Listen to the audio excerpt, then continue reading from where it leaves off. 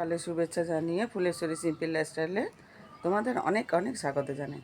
তোমরা সকলে কে কেমন আছো? আশা করি সকলেই ভালো আছো, যে যেখানেই থাকো। সমস্ত বাসি কাজ সেরে টেরে এখন চা নিয়ে বসে পড়েছি। এই যে এখনও খাইনি, চা বিস্কুট রাখা রয়েছে। আর এদিকে দেখো ভাত বসিয়ে দিয়েছি আর চাল জলে ভিজিয়ে রেখেছি। হাঁড়িতে জল বসিয়ে গরম করতে দিয়েছি। যে মার্চ মাসের 21 তারিখ। চলো তাহলে চাটা খেয়ে নিই, তারপর কী রান্না বান্না করবো দেখাবো তোমাদের। এই যে দেখো আম দিয়ে মুসুর ডাল হয়েছে, 2 জায়গায় ঢালা আছে। এই যেখানে রাখা আছে। আর এই যে পটল আলু তরকারি হবে, তাই পটল ভাজতে দিয়েছি। আর জলখাবারে ঘুগনি হবে।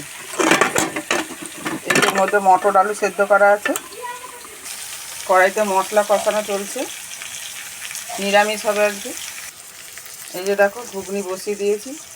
এবার ফুটলে একটু ভাজা মশলা দেবো, তারপর নামিয়ে নেব। আজকে আর রুটি করছি না, মুড়ি দিয়ে খাবো ঘুগনি।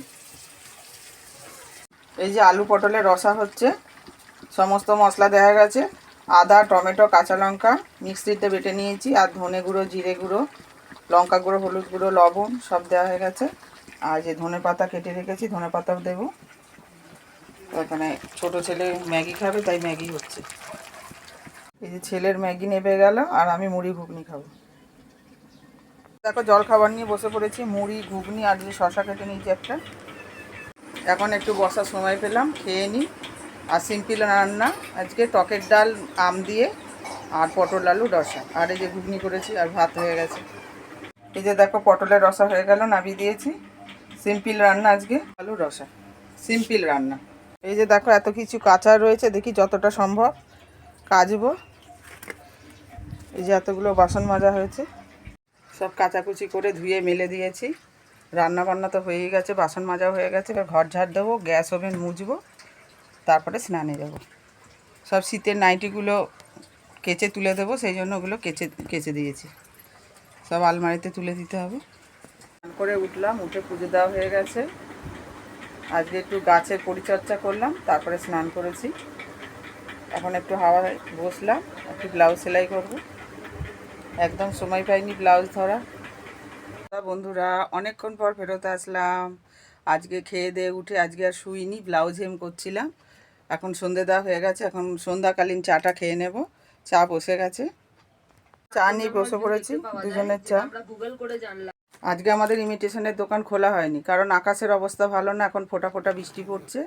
আর আমাদের তো সব জিনিস টেনে বাইরে নিয়ে যেতে হয়, এবার ভিজে গেলে তো খুব অসুবিধা, সেই জন্য আজকে দোকান খোলা হয়নি। হাজব্যান্ড বাড়িতেই আছে। সব লাইটের, কালকে নাটকে লাইট দিতে হবে, সব কিছু গুছাচ্ছে এখন।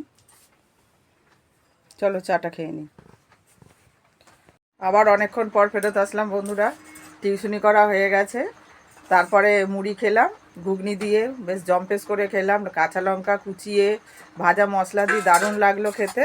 আর ডাল তরকারি গরম করা হয়ে গেছে, ভাতও বসিয়ে দিয়েছি। আর এখনও বাইরে বৃষ্টি পড়েই যাচ্ছে টিপ টিপ করে।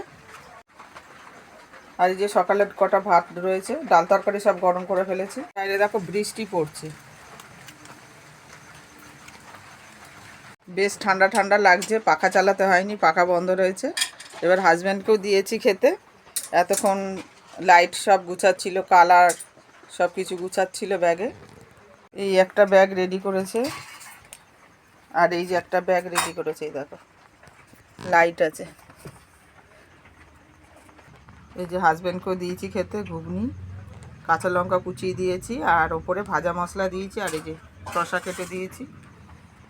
আমি তো মুড়ি দিয়ে তরকারি খাই, ঘুগনি খেতে ভালোবাসি। হাজব্যান্ড শুধু খাবে, মুড়ি দিয়ে খেতে ভালোবাসে না। তারপরে বড় ছেলের বন্ধুরা এসছে, ওদেরকেও ঘুগনি দিলাম, নিয়ে গেল ছেলে। এখন রাত 10টা বাজে। আমার আর কিছু দেখানোর নেই। আমার ব্লগটা যদি ভালো লেগে থাকে তাহলে লাইক করো, কমেন্ট করো। রোজকার মতো একই কথা বলছি, সাবস্ক্রাইব করে পাশে থেকো। তোমরা সবাই সুস্থ থেকো, ভালো থেকো। আগামী ব্লগে আবার দেখা হবে।